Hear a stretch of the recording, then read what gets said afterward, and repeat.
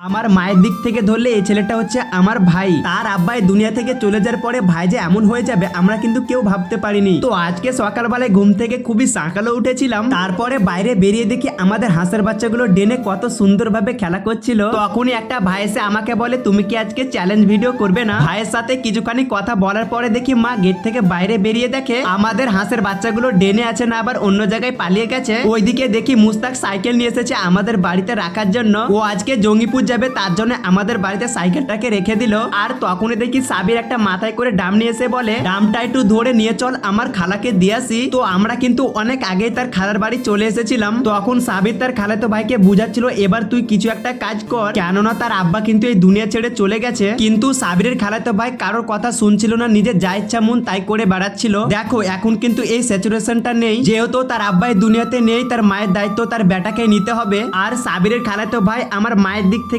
ধরলে আমারও কিন্তু ভাই হচ্ছে। তো আধ ঘন্টা পর কিন্তু আমরা বাড়ি চলে এসেছিলাম। বাড়ি এসে আমি লক্ষ্য করলাম যে সাহিল আমার হেয়ার কাটিংটা পুরো কপি করেছে। দেখো আমি যেমনি হেয়ার কাটিং করেছি সেম সাহিলও হেয়ার কাটিং করেছে। তো অনেকক্ষণ বসে থাকার পরে সবাই বলে কুরকুরি দিয়ে 7 আপ খাবো, তাই টাকা দাও 7 আপ নিয়ে আসবো। তো পকেট থেকে 100 টাকা বার করে দিলাম তাদেরকে 7 আপ আনার জন্য। ততক্ষণ আমরা এই ভাইয়ের এক প্যাকেট কুরকুরি নিয়ে এটাকে বসে বসে খাচ্ছিলাম। 10 মিনিট পর দেখি ভাই স্প্রাইট নিয়ে চলে এসেছে। তাকে আনতে দিয়েছিলাম 7 আপ আর সে নিয়ে এসেছে স্প্রাইট। যখন এনেছে তখন আর কিছুই করার নেই, তো গ্লাসের মধ্যে নিয়ে একসঙ্গে চয়েস করে এটাকে খেতে শুরু করলাম। তো মিডিলে আমি যে ব্যাপারে কথাটা বলেছি এটা সঠিক না ভুল কমেন্টে জানাবে।